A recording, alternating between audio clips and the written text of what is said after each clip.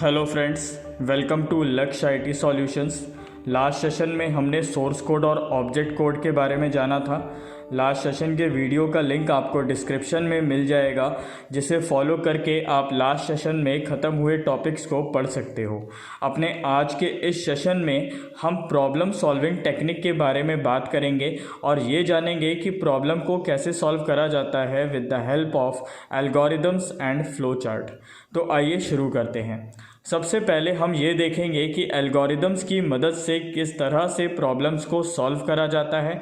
Then हम ये देखेंगे कि फ़्लो चार्ट का क्या रोल है और फ़्लो चार्ट बनाना क्यों ज़रूरी होता है। किसी भी प्रॉब्लम को सॉल्व करने के लिए हमें कुछ स्टेप्स को फॉलो करना होता है, जिनको फॉलो करके हम उस प्रॉब्लम के सॉल्यूशन तक पहुंच सकते हैं।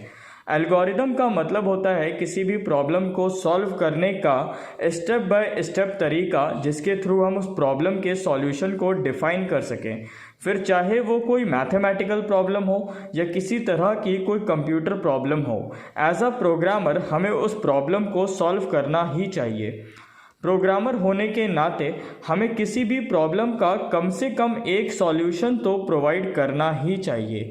किसी भी प्रॉब्लम के सॉल्यूशन को निकालने से पहले जो लॉजिक हमने उस प्रॉब्लम को सॉल्व करने के लिए सोचा है, उसे इम्प्लीमेंट करने से पहले हमें कुछ स्टेप्स को फॉलो ज़रूर कर लेना चाहिए। सबसे पहले हमें उस प्रॉब्लम को एनालाइज करना चाहिए कि वो प्रॉब्लम एक्चुअल में है किस तरह की और किस सिचुएशन पर डिपेंड है। उसके बाद हमें इस प्रॉब्लम को सॉल्व करने के लिए एक सॉल्यूशन प्रिपेयर करना चाहिए और सॉल्यूशन को प्रिपेयर करने के बाद हमें उस सॉल्यूशन को स्टेप बाय स्टेप प्रोसीजर में रिप्रेजेंट करना चाहिए, ताकि वो लोग जो प्रोग्रामिंग करना नहीं जानते हैं वो लोग भी उस प्रॉब्लम के सॉल्यूशन को ईजिली समझ सकें। सो ये 3 स्टेप्स जो कि हम अपनी प्रॉब्लम को सॉल्व करने के लिए इम्प्लीमेंट करेंगे, इन स्टेप्स को ही एल्गोरिदम बोला जाता है। एक बात और ध्यान रखिएगा, एल्गोरिदम लैंग्वेज इंडिपेंडेंट होती है। मींस प्रॉब्लम को सॉल्व करने के लिए जो हम एल्गोरिदम लिखते हैं, उसके लिए हमें ज़रूरी नहीं है कि किसी भी तरह की कोई प्रोग्रामिंग लैंग्वेज आती हो। अगर हमें कोई प्रोग्रामिंग लैंग्वेज नहीं भी आती है तो भी हम जनरल इंग्लिश लैंग्वेज का यूज़ करके मींस नॉर्मल इंग्लिश स्टेटमेंट्स में अपनी प्रॉब्लम के सॉल्यूशन को रिप्रेजेंट कर सकते हैं in step by step manner, और वो सॉल्यूशन जो कि हम रिप्रेजेंट करेंगे वही हमारी एल्गोरिदम कहलाएगी। थोड़ी देर में हम लोग एक एग्जाम्पल के द्वारा इस बात को और क्लियरली समझेंगे। अब बात कर लेते हैं कि एक्चुअल में एल्गोरिदम क्या कंटेन करती है।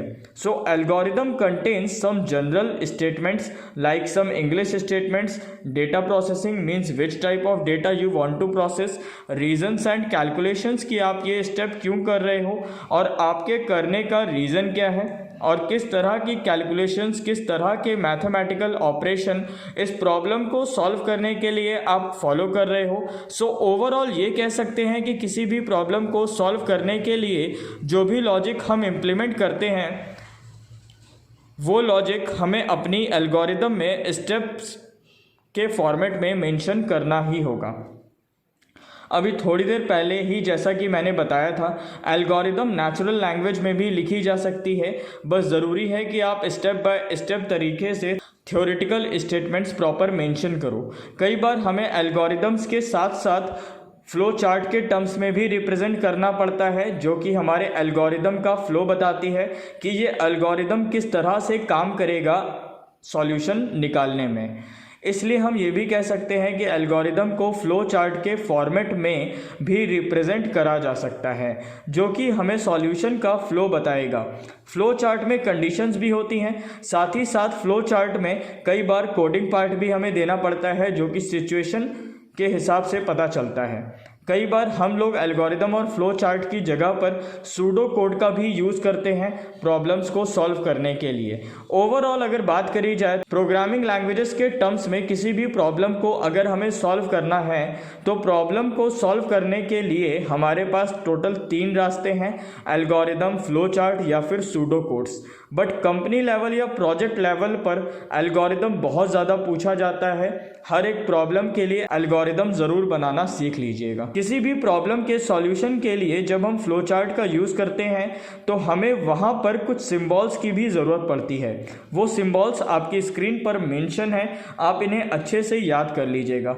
स्टार्ट और स्टॉप कैसे करते हैं, एरोस का क्या काम है, इनपुट और आउटपुट ऑपरेशन किस तरह से दिए जाते हैं, प्रोसेस कब कराना पड़ता है, क्या तरीका होता है प्रोसेस कराने का, डिसीज़न कहीं पर ले रहे हो तो उसके लिए क्या सिंबल यूज़ होता है, ये सारी चीज़ें आपकी स्क्रीन पर मेंशन है। अब एल्गोरिदम और फ्लो चार्ट को एक एग्जांपल के द्वारा समझ लेते हैं। फॉर एग्जांपल मेरे पास एक प्रॉब्लम है जिसमें मुझे दो नंबर्स का एडिशन कराना है। तो इन दो नंबर का एडिशन कराने के लिए मुझे कुछ स्टेप्स फॉलो करने पड़ेंगे। सबसे पहले तो मुझे प्रॉब्लम को सॉल्व करना स्टार्ट करना होगा। उसके बाद जैसे मैं प्रॉब्लम को सॉल्व करना स्टार्ट करूंगा तो मुझे क्योंकि दो नंबर्स का एडिशन कराना है इसलिए मैं यहाँ पर दो नंबर ले लेता हूँ, ए और बी। इन दोनों नंबर की वैल्यू भी हम यूज़र से मांग लेंगे। फॉर एग्जांपल यूज़र ने ए की वैल्यू 10 और बी की वैल्यू 20 दे दी है। अब क्योंकि मुझे इनका एडिशन कराना है तो अब मैं इन दोनों वेरिएबल्स का एडिशन करा करके एक सम नाम के वेरिएबल में इसकी वैल्यू स्टोर कर लूँगा और देन सम नाम के वेरिएबल की वैल्यू हमें यूज़र को डिस्प्ले करानी पड़ेगी, मीन्स उसे प्रिंट भी कराना पड़ेगा, तभी यूज़र को पता चल पाएगा कि सम हुआ भी है या नहीं।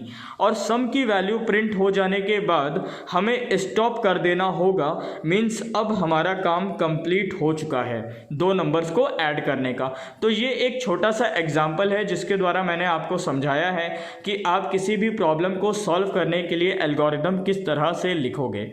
और इसी काम को हमें अगर फ्लो चार्ट के द्वारा रिप्रेजेंट करना होगा तो हम कैसे करेंगे देख लेते हैं। टेबल में फ्लो चार्ट बनाने के लिए कुछ सिंबल्स आपको दिए गए थे, आपको वो सिंबल्स ज़रूर याद रखने होंगे फ्लो चार्ट बनाने से पहले। स्टार्ट और स्टॉप के लिए हमेशा ओवल शेप को यूज़ करा जाता है। सबसे पहले मैंने स्टार्ट करा है, स्टार्ट करने के बाद मैंने ए और बी की वैल्यू रीड कर ली है, मींस ए और बी की वैल्यू यूज़र से मांग ली है। देन उसके बाद मैंने ए और बी का एडिशन करा के उसे सम नाम के वेरिएबल में स्टोर करा लिया है और लास्ट में मैंने सम नाम के वेरिएबल को प्रिंट करा दिया है जिससे कि यूज़र को सम की वैल्यू शो हो जाएगी। और प्रिंट करा देने के बाद मैं प्रोग्राम का फ्लो वहीं से स्टॉप कर दूंगा क्योंकि अब आगे मुझे कोई भी ऑपरेशन नहीं करवाना है। फाइनली अपने आज के इस सेशन में हमने एल्गोरिदम और फ्लो चार्ट की मदद से प्रॉब्लम को कैसे सॉल्व करते हैं और इनका यूज़ क्या है ये जाना। होपफुली आप लोगों को सारी बातें क्लियर हो गई होंगी। एक बात और याद रखिएगा, जब भी आप कभी इंटरव्यू के लिए जाते हैं किसी अच्छी मल्टीनेशनल कंपनी में या किसी भी कंपनी में, वहाँ पर मोस्टली आपसे एल्गोरिदम्स ही बनवाए जाते हैं। डायरेक्टली कोई आपको प्रोग्राम सॉल्व करने के लिए नहीं देता है। मोस्टली एल्गोरिदम्स ही वहाँ पर प्रेफर करे जाते हैं क्योंकि उनका ये मानना होता है कि अगर आप किसी भी प्रॉब्लम के लिए एल्गोरिदम लिखना जानते हो तो आप प्रॉब्लम को किसी भी लैंग्वेज में आराम से इम्प्लीमेंट करके उसे बना सकते हो। इस वीडियो में फ़िलहाल इतना ही। अपने कमेंट्स और अपने व्यूज़ और अपनी क्वेरी कमेंट बॉक्स में ज़रूर टाइप करिएगा और अगर आपको किसी तरह का कोई डाउट हो तो हमें ईमेल भी कर सकते हैं। हमारी ईमेल आईडी डिस्क्रिप्शन में दी गई है। और रेगुलर हमारे वीडियो के अपडेट्स के लिए सब्सक्राइब करें हमारे यूट्यूब चैनल लक्ष्य IT सॉल्यूशंस को और वीडियो को सबसे पहले पाने के लिए बेल आइकन क्लिक करना मत भूलिएगा। Thank you very much.